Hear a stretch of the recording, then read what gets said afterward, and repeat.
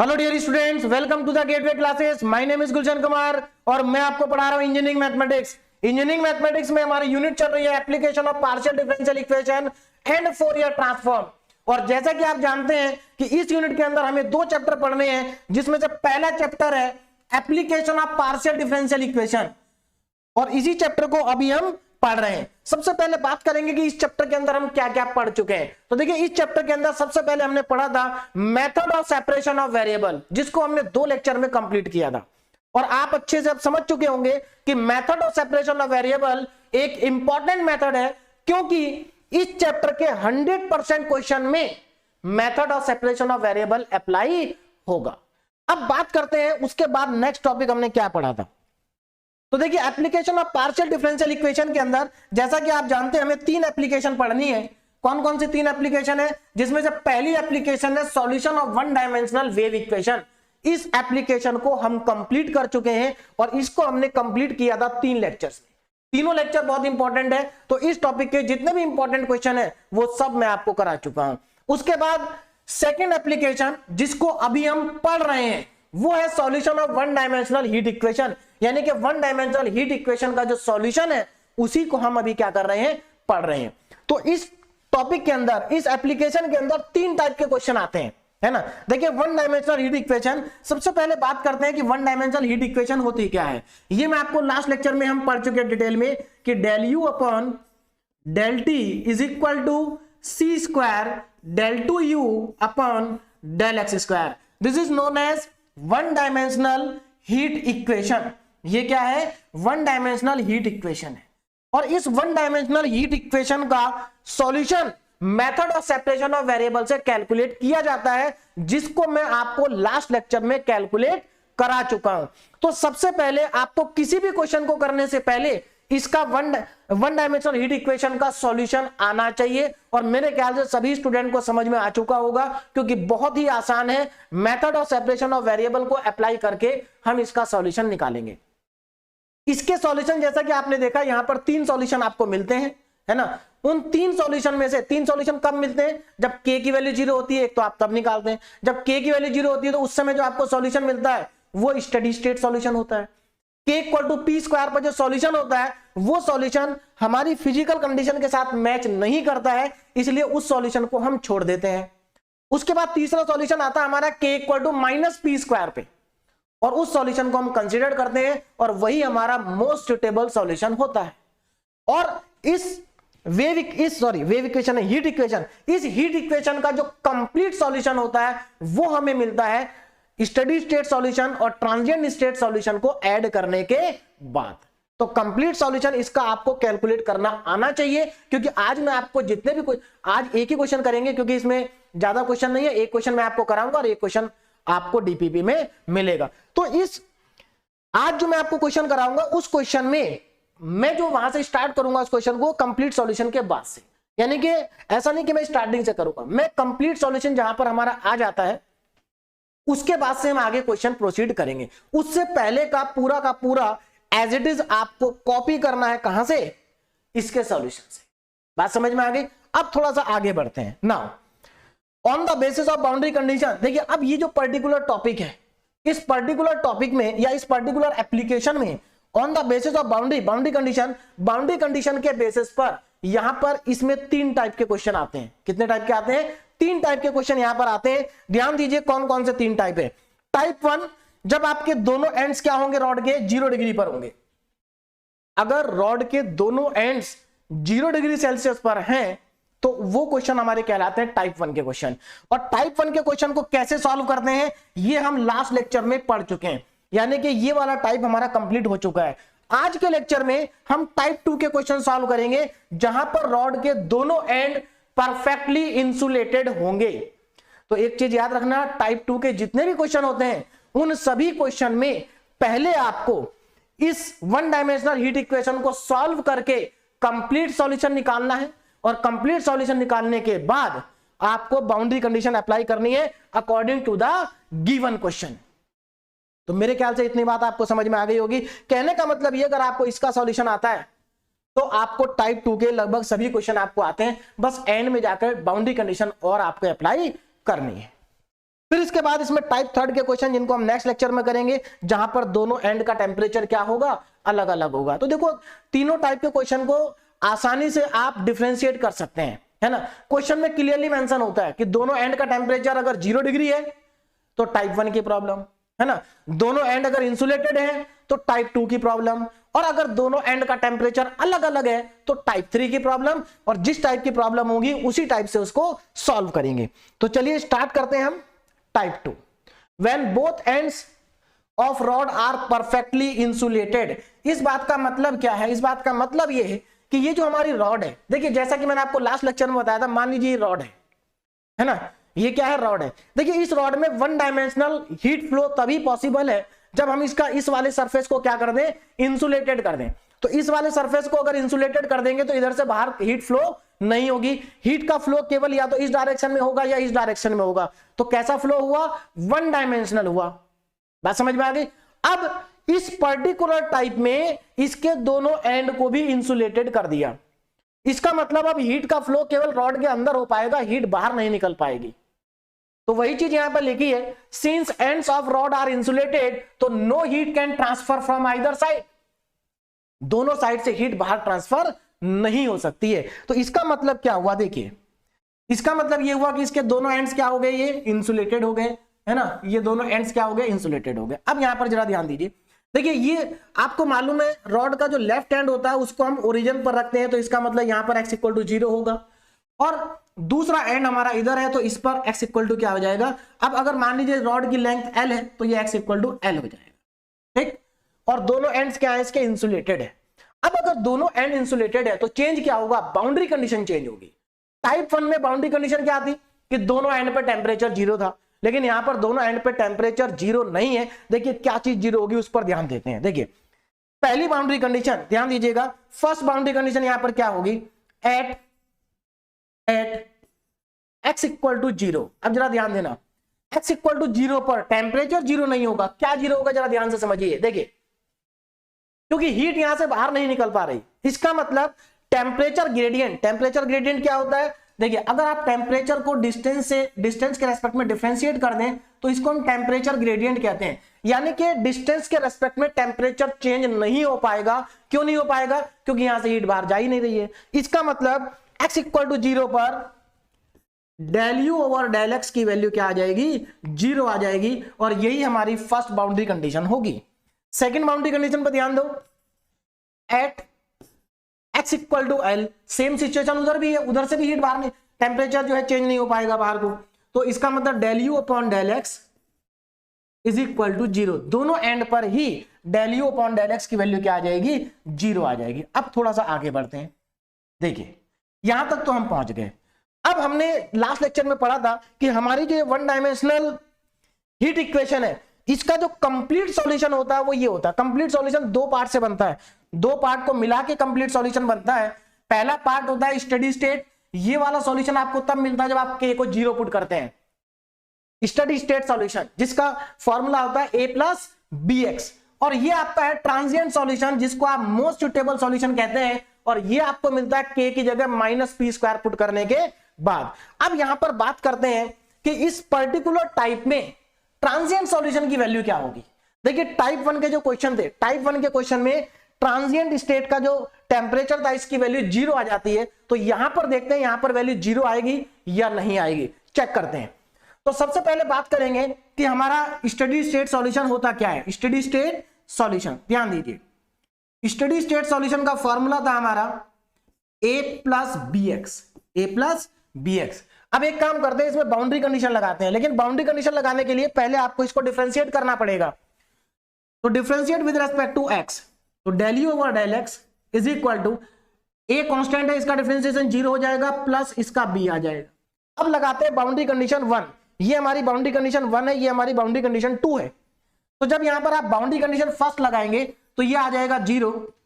मैं यहां पर अप्लाई कर रहा हूं boundary condition 1, apply boundary condition 1। तो देखिए फर्स्ट बाउंड्री कंडीशन को अप्लाई करने पर आपको क्या मिलेगा, 0 इज इक्वल टू, अब यहां पर देखिए इसकी जगह आप 0 पुट कर देंगे तो इसका मतलब b की वैल्यू क्या आ गई, 0 आ गई, b की वैल्यू जीरो आ गई। चलिए, अगर b की वैल्यू जीरो आ गई तो अब आपने सॉल्यूशन को अपडेट करेंगे। तो अपडेट करने पर यहां पर इसमें जब आप b की वैल्यू जीरो पुट करेंगे तो आपको मिलेगा यूएस इक्वल टू a, यानी कि स्टडी स्टेट टेम्परेचर आपको कितना मिल गया, a के इक्वल मिल गया। a क्या है, कांस्टेंट है। अब मुझे एक बात बताओ, क्या आप इसको दोबारा इसमें बाउंड्री कंडीशन लगा पाएंगे? नहीं लगा पाएंगे। क्यों? क्योंकि इसमें तो कुछ वेरिएबल आ ही नहीं रहा भाई। इसको आप डिफरेंशिएट करेंगे जीरो हो जाएगा। इसका मतलब ये हुआ कि हमारे पास ट्रांजिएंट स्टेट टेम्परेचर क्या हो गया, कांस्टेंट हो गया। सॉरी, ट्रांजिएंट नहीं, स्टडी स्टेट टेम्परेचर क्या हो गया, कांस्टेंट हो गया, a के इक्वल। इसका मतलब ये हुआ इस पर्टिकुलर टाइप में स्टडी स्टेट टेम्परेचर की वैल्यू a के बराबर है। और a क्या है, where a is a constant, ये कांस्टेंट वैल्यू है। तो इसका मतलब स्टडी स्टेट सॉल्यूशन हमारा क्या है, कांस्टेंट है। तो अब अपने सॉल्यूशन को हम क्या करते हैं, थोड़ा चेंज कर देते हैं। तो इस कंडीशन के अकॉर्डिंग हमारा जो सॉल्यूशन है वो क्या होगा, जरा ध्यान दीजिए इधर। तो यहां से अब हमारा सॉल्यूशन थोड़ा चेंज हो जाएगा। u x, t is equal to, इसके प्लेस पर आ जाएगा a प्लस, ये तो एज इट इज आएगा u t x, t। अब इनकी वैल्यू भी पुट कर देते हैं। तो यहां पर जरा ध्यान दीजिए, u x, t a plus. अब ये जो हमारा सॉल्यूशन है, ट्रांजिएंट स्टेट वाला सॉल्यूशन, ये मोस्ट सुटेबल सॉल्यूशन है। और मोस्ट सुटेबल सॉल्यूशन की वैल्यू थी c1 cos px plus c2 sin px, और ब्रैकेट के बाहर आएगा c3 e की पावर में minus c square p square t। और इस पर्टिकुलर टाइप में हमारा टाइप 2 की प्रॉब्लम जितने भी होंगे, टाइप 2 के जितने भी क्वेश्चन आप सॉल्व करेंगे, सभी क्वेश्चन में आपको इस फॉर्मूले को लेकर के चलना है। कहने का मतलब क्या है कि जब आप इस इक्वेशन को सॉल्व करेंगे तो आपको कंप्लीट सॉल्यूशन मिलेगा। ये इस कंप्लीट सॉल्यूशन में आप इसके प्लेस पर a को पुट कर देंगे। अब ये वाला पार्ट आपको क्वेश्चन में करके दिखाने की जरूरत नहीं है, आप सीधे इसकी जगह a पुट करें और अपने क्वेश्चन को आगे प्रोसीड करें। तो देखिए, आज के लेक्चर में मैं आपको एक ही क्वेश्चन कराऊंगा, है ना, और एक क्वेश्चन आपको डीपीपी में, क्योंकि सारे क्वेश्चन एक ही जैसे, ज्यादा करा के कोई फायदा नहीं है। तो यहां पर मैं आज आपको एक क्वेश्चन कराऊंगा इसका, और मैं अपने क्वेश्चन को स्टार्ट करूंगा यहां से।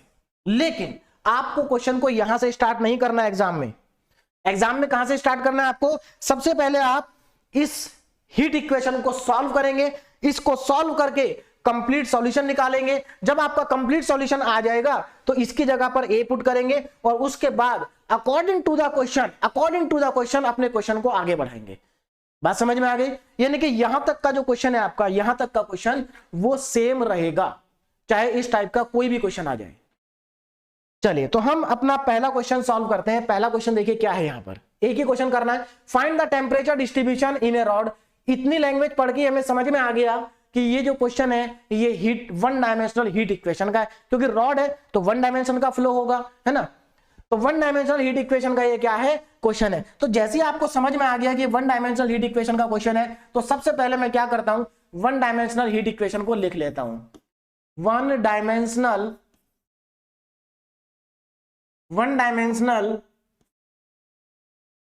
Heat equation. तो वन डायमेंशनल हीट इक्वेशन आपको मालूम ही है, तो सबसे पहले मैं उसको लिखूंगा। क्या है one dimensional heat equation, del u upon del t is equal to c square del two u upon del x square. और इस इक्वेशन को हम मान लेंगे, इसको हम मान के चलेंगे इक्वेशन नंबर 1। अब आगे बढ़ते हैं। अब आगे देखिए, now find the temperature distribution in A rod of length. Rod की जो लेंथ है वो पाई है, कितनी है, पाई। इसका मतलब लेंथ ऑफ रॉड वो हमारे पास है पाई। कितनी है, पाई। रॉड की लेंथ कितनी है, पाई। अब आगे चलते हैं। देखिए, हमें रॉड की लेंथ पता चल गई पाई, विच इज टोटली इंसुलेटेड। अब ये टोटली इंसुलेटेड है, इसका मतलब ये टाइप 2 की प्रॉब्लम है। यहां जाके हमें पता चल गया कि ये टाइप 2 की प्रॉब्लम है, क्योंकि ये टोटली इंसुलेटेड है। इसके दोनों एंड्स क्या है, टोटली इंसुलेटेड है। तो अगर ये टोटली इंसुलेटेड है तो अब हम यहां पर बाउंड्री कंडीशंस को लिख सकते हैं। देखिए ना, boundary conditions,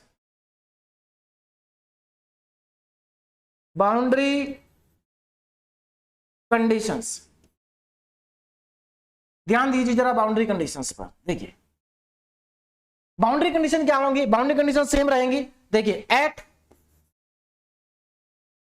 x equal to 0, del u upon del x equal to 0, है ना, at x equal to L. देखो यही मैं आपको बोल रहा था कि केवल यहां पर ये l चेंज हो सकता है बस, और कोई चेंजेस नहीं आएंगे, केवल क्या चेंज होगा, l चेंज होगा, ठीक है। तो यहां से हमारा चेंज हो जाएगा l, एक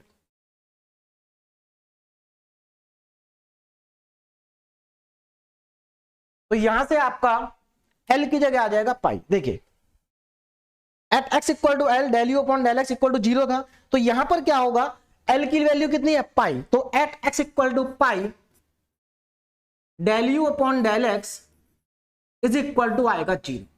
तो ये हमारी बाउंड्री कंडीशन आ गई। एक को हम कहेंगे बाउंड्री कंडीशन 1, ये हमारी बाउंड्री कंडीशन 1 और ये हमारी बाउंड्री कंडीशन 2। अब थोड़ा सा आगे चलते हैं और देखिए यहां पर आपको इनिशियल कंडीशन गिवन होगी, तो अब देखते हैं इनिशियल कंडीशन क्या है। देखिए इनिशियल कंडीशन,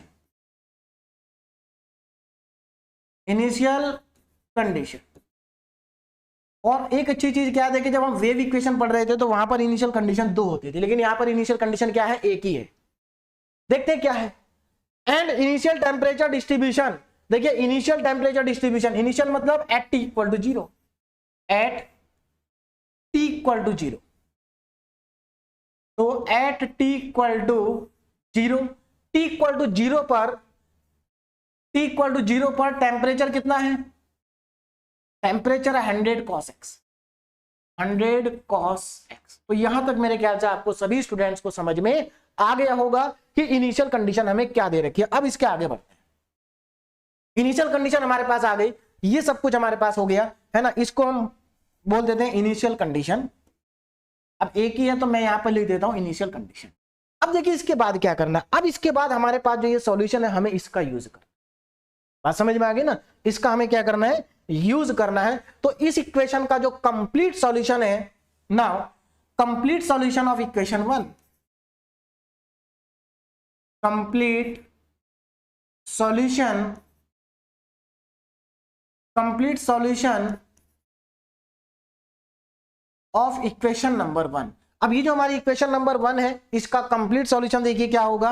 यहां पर मैं डायरेक्ट लिख रहा हूं, लेकिन आपको डायरेक्ट नहीं लिखना है। u x comma t is equal to a plus c1 cos px plus c2 sin px c3 e की पावर में c square p square t। ये हमारे पास इसका क्या है, कंप्लीट सॉल्यूशन है। बोलो बात समझ में आ गई। अब थोड़ा सा आगे बढ़ते हैं। देखिए चलिए कंप्लीट सॉल्यूशन हमारे पास आ चुका, अब क्या करना है। और एक चीज ध्यान रखना, आपको डायरेक्ट नहीं करना है, आपको ये कंप्लीट सॉल्यूशन कैलकुलेट करके दिखाना है। बात समझ में आ गई ना, कैलकुलेट करके आपको दिखाना है। चलिए अब आगे बढ़ते हैं ना। अब हमें क्या करना है, बाउंड्री कंडीशंस को अप्लाई करना है, इनिशियल कंडीशन को अप्लाई करना है। तो सबसे पहले अप्लाई, और इसको इक्वेशन नंबर, ये इक्वेशन नंबर कौन सी आएगी हमारी, ये इक्वेशन नंबर अगर आप देखेंगे स्टार्टिंग से चलेंगे तो ये इक्वेशन नंबर 8 आएगी हमारी। कौन सी आएगी, इक्वेशन नंबर 8 या 9 आएगी। चलिए मैं मान लेता हूं कि इक्वेशन नंबर 8 है। अप्लाई बाउंड्री कंडीशन 1, लेकिन बाउंड्री कंडीशन 1 अप्लाई करने से पहले हमें इसको डिफरेंशिएट भी करना पड़ेगा। तो पहले करते हैं डिफरेंशिएशन। तो देखिए कितना आएगा इसका डिफरेंशिएशन, इसको x के रेस्पेक्ट में डिफरेंशिएट करना है, तो del u upon del x is equal to x के रेस्पेक्ट में a का डिफरेंशिएशन 0 हो जाएगा, प्लस x के रेस्पेक्ट, देखो ये वाला पार्ट पूरा कांस्टेंट है, इसलिए आपको प्रोडक्ट रूल नहीं लगाना पड़ेगा, एक ही फंक्शन को डिफरेंशिएट करना है इसको, क्योंकि ये तो कांस्टेंट है। देखिए इसका क्या हो जाएगा, कॉस का हो जाएगा माइनस में साइन, तो माइनस का c1, क्योंकि माइनस आएगा, कॉस का माइनस साइन होगा, और ये x का जो कोफिशिएंट है ये भी बाहर आएगा, तो minus c1p sign px, plus यहां पर c2 साइन का हो जाएगा cos, तो c2 और p बाहर आएगा, तो cos px ये हमारा बनेगा। और ये क्योंकि कांस्टेंट है तो ये एज इट इज रहेगा, e की पावर में minus c square p square t। अब यहां पर लगाएंगे boundary condition 1, apply boundary condition 1। तो देखिए बाउंड्री कंडीशन 1 को अप्लाई करने के बाद आपको क्या मिलेगा, जरा ध्यान देना। बाउंड्री कंडीशन 1 क्या कहती है कि x 0 पर del u by del x 0 होगा, यानी कि इसमें x की जगह 0 और del u by del x की जगह 0 पुट करना है।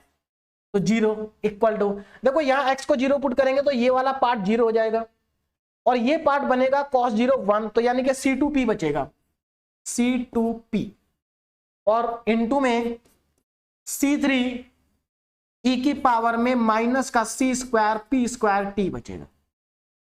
अब यहां पर ध्यान देना जरा, C2p C3 ये यानी कि 1 2 3 4 यहां पर एक तरह से कह सकते हैं आप 4 क्वांटिटी का प्रोडक्ट जो है वो 0 है। अगर 2 या 2 से ज्यादा क्वांटिटी का प्रोडक्ट 0 होता है तो उनमें से कम एक क्वांटिटी को 100% 0 होना पड़ेगा, या एक क्वांटिटी 100% 0 होगी तभी तो ये 0 आया होगा। अब कौन 0 हो सकता है इसको चेक करते हैं। देखो कौन 0 हो सकता है, देखो C3 तो 0 नहीं हो सकता, क्यों, देखिए यहां से पता चलता है कौन 0 हो सकता है कौन नहीं। C3 0 नहीं हो सकता, C3 0 होने पर हमारा जो ये मोस्ट सुटेबल सॉल्यूशन है वही खत्म हो जाएगा, तो ये तो 0 नहीं होगा, C3 0 नहीं होगा। ये e की पावर में e की पावर कभी भी 0 नहीं हो सकती, तो ये भी 0 नहीं होगा, C3 भी 0 नहीं होगा। बात करते हैं P, क्या P 0 होगा, P 0 नहीं होगा, P भी 0 नहीं होगा। रीजन क्या है, P जो है हमारा, हम स्टार्टिंग में k equal to minus p square मान के चलते हैं, तो वहां पर हमारा अगर हम P को 0 कर देंगे तो केस 1 ही पहुंच जाएगा ये, तो इसलिए P को 0 नहीं कर सकते। बचा कौन, बचा हमारे पास C2। इसका मतलब यहां से ये बात क्लियर हो गई कि C2 ही 0 होगा, तो this implies that C2 equal to 0। तो समझ में आ गया C2 0 क्यों हुआ, क्योंकि बाकी कोई 0 नहीं हो सकता, तो इसलिए एक ही बचा C2 जो 0 हो सकता है। क्योंकि C2 के 0 होने पर यहां पर पूरा सॉल्यूशन ये वाला, ना तो ये सॉल्यूशन 0 हो रहा है ना पूरा सॉल्यूशन 0 हो रहा है। Clear, C2 0। चलिए आगे बढ़ते हैं। नाउ अब हमारे पास C2 आ गया तो हम अपने सॉल्यूशन को क्या करेंगे, अपडेट करेंगे। तो देखिए updated solution, updated solution, updated solution क्या होगा उस पर जरा ध्यान देते हैं। Updated solution ux, t is equal to a plus C2 को 0 पुट करो यहां पर, तो C2 को 0 पुट करेंगे तो ये बचेगा C1p साइन, हाँ C2 को 0 पुट करेंगे, यहां पर पुट करना है C2 को 0, यहां नहीं, तो C2 को 0 पुट करने पे साइन वाली टर्म 0 हो जाएगी, कॉस वाली टर्म बचेगी C1 cos px, C1 cos px ये बचेगा, और C3 e की पावर में माइनस का c square p square t ये हमारे पास बचेगा, क्योंकि आपका C2 0 हो चुका, ये बचा और ये बचा। That is equation number 9। तो हमारा अपडेटेड सॉल्यूशन आ गया जिसको हमने कहा इक्वेशन नंबर 9। आगे चलते हैं, अब क्या करें, अब हम फिर से अपनी बाउंड्री कंडीशन 2 लगाएंगे, लेकिन इसको लगाने के लिए भी आपको पहले डिफरेंशिएशन करना पड़ेगा। तो इसका पार्शियली डिफरेंशिएट करेंगे विद रेस्पेक्ट टू x, तो देखिए कितना आएगा, पार्शियली डिफरेंशिएट करेंगे विद रेस्पेक्ट टू x, तो del u upon del x is equal to a का 0 हो जाएगा प्लस इसका डिफरेंशिएशन माइनस का C1 p cos का हो जाएगा साइन px, और ये तो कांस्टेंट है ही, C3 e की पावर में माइनस का c square p square t। अब यहां पर अप्लाई कर देंगे boundary condition 2, apply boundary condition 2। देखिए सेकंड बाउंड्री कंडीशन अप्लाई करने के बाद आपको क्या मिलेगा, जरा ध्यान दीजिए। सेकंड बाउंड्री कंडीशन थी कि x इक्वल टू पाई पर del u by del x 0 है, तो एक तो del u by del x को 0 पुट कर दो और यहां पर x की जगह पाई पुट कर दो। देखिए माइनस C1 p और साइन x की जगह पाई, तो ये बन जाएगा पाई p, है ना, और इनटू में C3 e की पावर में माइनस का c square p square t। अब यहां पर फिर से हमें सोचना पड़ेगा कि कौन 0 होगा। देखो p 0 हो नहीं सकता, सॉरी p 0 हो नहीं सकता, C1 0 नहीं हो सकता, क्योंकि C1 0 होने पे पूरा 0 हो रहा है सुटेबल सॉल्यूशन, तो C1 0 नहीं होगा, p 0 नहीं होगा, C3 भी 0 नहीं हो सकता, क्योंकि C3 0 होने पे भी पूरा 0 हो रहा है सुटेबल सॉल्यूशन, ये 0 होता नहीं, तो बचा कौन, कुल मिला के बचा साइन पाई p। तो sine, this implies that sine p pi या पाई p एक ही बात है, इक्वल टू में 0। बोलो बात समझ में आ गई। देखिए कुछ स्टूडेंट को ऐसा लग सकता है कि सर इसके 0 होने पे भी तो ये सॉल्यूशन 0 हो जाएगा, नहीं होगा, 0 नहीं होगा, वहां cos px है, यहां पाई है। देखिए एक तो यहां पर वैसे भी cos नहीं है और दूसरी चीज यहां पर पाई p है, x नहीं है, तो इसके 0 होने पर नहीं होगा। तो यहां पर देखिए अब हमें क्या मिलेगा, देखिए साइन पी पाई 0 कब होता है, साइन पी पाई 0 होता है साइन एन पाई पे, और साइन से साइन खत्म, इसका मतलब पी पाई की वैल्यू आ गई एन पाई, और पाई से पाई खत्म, इसका मतलब पी की वैल्यू आ गई एन। तो हमें एक और कांस्टेंट की वैल्यू मिल गई। तो अब हम क्या करेंगे, अपने सॉल्यूशन को करेंगे अपडेट। तो अपडेटेड सॉल्यूशन को मैं नीचे लिख रहा हूं, देखिए अपडेटेड सॉल्यूशन क्या हो जाएगा, जरा ध्यान दीजिए। ये जो इक्वेशन नंबर 9 है, देखिए प्रीवियस सॉल्यूशन यही है, अब इसको अपडेट करके इक्वेशन नंबर 10 बनाएंगे।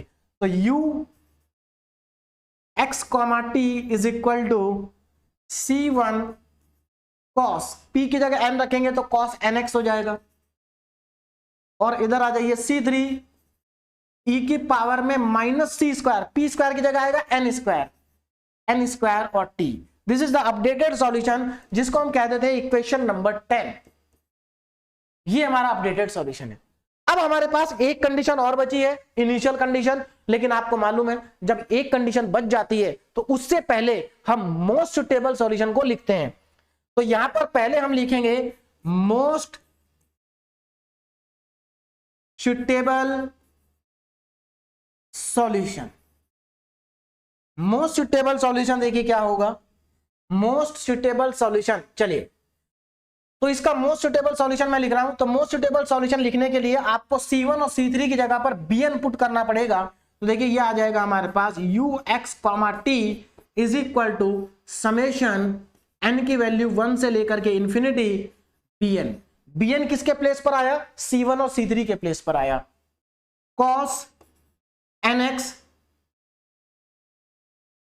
cos nx इंटू में e की पावर में माइनस का c square n square t। ये हमारे पास आ गया मोस्ट सुटेबल सॉल्यूशन नहीं होता, ये मोस्ट जनरल सॉल्यूशन होता है, मोस्ट जनरल सॉल्यूशन है ना। तो मोस्ट जनरल सॉल्यूशन, चलिए and this is equation number 11। ये हमारे पास आ गया मोस्ट जनरल सॉल्यूशन। अब क्या करेंगे, नाउ अप्लाई इनिशियल कंडीशन। तो यहां पर अब हम अप्लाई करेंगे इनिशियल कंडीशन, लेकिन इनिशियल कंडीशन को अप्लाई करने से पहले हमें इसको एक बार, इनिशियल कंडीशन क्या थी, नहीं इस बार डिफरेंशिएट नहीं करना, यू है, हाँ। तो अप्लाई इनिशियल कंडीशन, यहां पर हम डायरेक्ट कर सकते हैं अप्लाई इनिशियल कंडीशन। अब जरा ध्यान दीजिए इनिशियल कंडीशन पे, क्या थी initial condition, t equal to 0 पर u की वैल्यू 100 cos x थी। तो u की जगह तो रख दो 100 cos x, यानी कि चलिए मैं यहां पर देखो, यहां आ जाएगा 100 cos x और इधर t की जगह आ जाएगा 0। तो कितना बचेगा, लेफ्ट में तो आ गया 100 cos x, 100 cos x, तो लेफ्ट में आ गया 100 cos x is equal to, right में देखिए क्या आएगा, समेशन n की वैल्यू 1 से लेकर इंफिनिटी तक Bn cos nx, cos nx, और cos nx के साथ ये हो जाएगा 1, क्योंकि यहां पर 0 रखेंगे t की वैल्यू, तो e की पावर 0 1 होता है। तो मतलब हमारे पास ये बचेगा। अब जरा ध्यान दीजिए, देखिए यहां पर क्या है, लेफ्ट में भी cos, राइट में भी cos, तो कंपैरिजन से हमारे यहां पर वैल्यू आ जाएगी। आप अच्छे से जानते हैं अगर लेफ्ट और राइट में सेम ट्रिग्नोमेट्रिक फंक्शन लिखा है तो कंपैरिजन से काम चल जाता है। देखिए इससे पहले तक हमने जो क्वेश्चन किए हैं वहां पर साइन आता था, है ना, क्या आता था, साइन आता था, इधर भी और इधर भी। तो वहां पर हम लगाते थे हाफ रेंज साइन सीरीज। देखिए सॉरी, अगर दोनों तरफ साइन आता था तो हम लगाते थे कंपैरिजन, वहां पर हम कंपैरिजन से वैल्यू निकालते थे। अगर एक तरफ साइन और दूसरी तरफ साइन नहीं है तो वहां पर हम लगाते थे हाफ रेंज साइन सीरीज। यहां पर दोनों तरफ कॉस है तो यहां भी कंपैरिजन से आंसर आ जाएगा, लेकिन अगर यहां पर कॉस है और यहां पर कॉस नहीं है तो फिर आपको अप्लाई करनी होगी हाफ रेंज कोसाइन सीरीज। मेरी बात आपको समझ में आ गई होगी, जो formula half range sine series का होता है वही formula half range cosine series का भी होता है, बस साइन की जगह कॉस आ जाता है और कोई अंतर नहीं है। तो यहां तो हमारा काम कंपैरिजन से चल जाएगा, लेकिन कंपैरिजन करने के लिए पहले इसको क्या करना पड़ेगा, ओपन करना पड़ेगा। अच्छा एक चीज हमारी यहां पर शायद छूट गई क्या, देखें, मोस्ट जनरल सॉल्यूशन हमने यहां पर लिखा, अपडेटेड सॉल्यूशन हमने यहां पर लिखा, एक चीज रह गया हमारा, यहां पर ए था, ए छूट गया है ना, तो ये हमारा मोस्ट जनरल सॉल्यूशन है, इसमें हमने ए नहीं लिखा है, तो मैं यहां पर ए को लिख देता हूं। तो चलिए u equal to a plus, तो यहां पर भी वही चीज हमें करनी होगी, u is equal to a plus, ये हमारा मोस्ट जनरल सॉल्यूशन है। सेम चीज यहां पर भी हमारे पास a आएगा, तो मैं इसको दोबारा ही लिख देता हूं, देखो, हाँ देखिए, तो वो a plus summation n equal to 1 से लेकर के इंफिनिटी bn cos nx, ये हमारे पास आ रहा है, ठीक है ना, क्लियर, समझ में आ गया। अब बढ़ते हैं आगे, देखिए हमें करना है कंपैरिजन, कंपैरिजन करने के लिए इसको ओपन करना पड़ेगा, तो चलिए ओपन करते हैं। तो लेफ्ट साइड में तो 100 cos x ही रहेगा, a प्लस इसको ओपन करेंगे, तो चलिए ओपन करते हैं, क्या आएगा, b1 cos x plus b2, जब n की जगह 2 रखेंगे b2 cos 2x प्लस, आगे की टर्म लिखने की जरूरत नहीं है, क्यों, क्योंकि आप जानते हैं कि हमें केवल इधर cos x की टर्म है, तो cos x तक ही हमारा काम चलेगा, आगे की टर्म हमारे काम की नहीं है, ठीक। तो यहां से ऑन कंपैरिजन या बाय कंपैरिजन, देखिए बाय कंपैरिजन, अगर मैं यहां पर कंपैरिजन करता हूं तो मुझे कंपैरिजन से क्या मिलेगा, जरा ध्यान दीजिए, बाय कंपैरिजन। तो यहां से देखो, क्या a के इक्विवेलेंट इधर कुछ है, कुछ भी नहीं है, इसका मतलब ये हुआ यहां पर कुछ है ही नहीं, है ना, इसका मतलब ये हुआ कंपैरिजन से a की वैल्यू आ गई 0। दूसरी टर्म इधर cos x की है, यहां भी है cos x, यहां cos x का कोफिशिएंट 100 है, वहां cos x का कोफिशिएंट b1 है, इसका मतलब b1 की वैल्यू आ गई 100। उसके बाद देखो, क्या इधर cos 2x की टर्म है, नहीं है, इसका मतलब b2 को हम कंपेयर नहीं कर पाएंगे, तो b2 क्या हो गया हमारा, कंपैरिजन से 0 आ गया, b2 के कॉरस्पॉन्डिंग कोई टर्म नहीं है, इसका मतलब b2 क्या है, 0 है। इसी तरह से आगे b3 b4 सब क्या आएंगे, 0 आएंगे, b3 भी क्या आएगा, 0 आएगा, और ये ऐसे ही चलते जाएगा। तो मेरे ख्याल से यहां तक आपको मेरी बात समझ में आ गई होगी। अब आगे देखिए, है ना, अब यहां से आगे देखते हैं क्या आता है, यहां से आगे, ये यहां तक हम पहुंच गए। अब आगे देखिए, तो इन सभी वैल्यू को अब मैं क्या करूंगा, इन सभी वैल्यू को उठा करके हम पुट कर देंगे। देखिए a की वैल्यू 0 है, b1 की वैल्यू 100 है, कहां पुट करेंगे, अब इसको हम पुट करेंगे अपने मोस्ट जनरल सॉल्यूशन में, लेकिन पहले इस सॉल्यूशन को हम करेंगे ओपन। तो अब हम यहां पर लिखते हैं from equation number 11, from equation number 11, जरा ध्यान दीजिए, इक्वेशन नंबर 11 से हमें क्या मिलेगा, देखिए इक्वेशन 11, इक्वेशन 11 में हमारा मोस्ट जनरल सॉल्यूशन है, यानी कि ux, t is equal to a plus, और इसको मैं लिख देता हूं समेशन n इक्वल टू 1 से लेके infinity bn cos nx into e की पावर में -c² p² t, ये मेरे पास आएगा, है ना। चलिए अब जरा ध्यान देना, अब क्या करना है, हमें इसमें पुट करनी है a की वैल्यू 0, b1 की वैल्यू 100 और बाकी सब तो 0 है, तो इसको ओपन कर देते हैं। क्या कर देते हैं, इसको ओपन। देखिए ओपन करने पे क्या मिलेगा, a प्लस यहां पर b1 cos x into e की पावर में माइनस का c²। अच्छा यहां पर एक चीज और रह गई, हमारा तो यहां पर n था ना, p नहीं था, ये n है मोस्ट जनरल सॉल्यूशन में, n चल रहा है, वहां पर मैंने p लिख दिया है ना, तो यहां पर n लिखना होगा। चलिए देखिए,